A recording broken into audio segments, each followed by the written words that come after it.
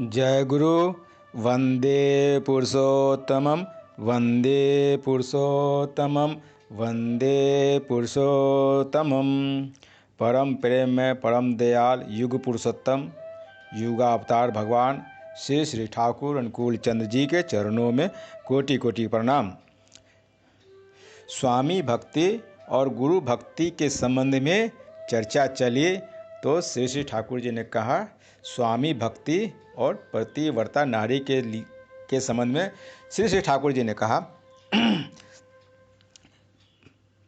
पतिव्रत की महिमा अशेष है, उससे योगेश्वर तक लाभ होता है। इस विषय में एक बड़ी ही सुंदर कहानी है।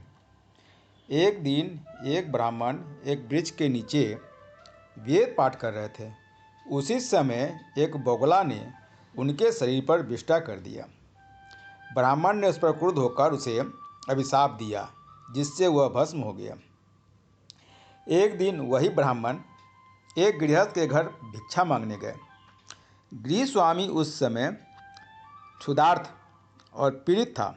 उनकी स्त्री उस समय उनकी सेवा में लगी थी।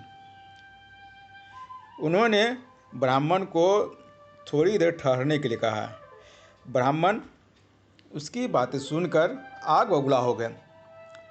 काम खत्म कर गृहिणी भिक्षा देने के लिए बाहर आई और सबने विलंब का कारण कहकर ब्राह्मण से क्षमा मांगने लगी, किंतु ब्राह्मण उससे शांत न हुए, बल्कि और भी उत्तेजित हो गए। दूसरा कोई चारा न देखकर पतिव्रता ने कहा, मैं कोई बगुला कौआ नहीं हूँ जो आप मुझे भस्म कर देंगे। इतना गुस्सा करना बेकार है।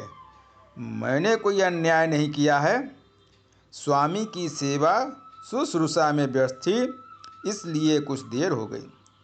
पतिव्रता की अलौकिक शक्ति का परिचय पाकर वह ब्राह्मण अचंभित हो गए एवं उनके उपदेशानुसार शास्त्र तत्व की जानकारी के लिए मिथिला के पितृमातृभक्त धर्मव्याध के निकट पहुँचे।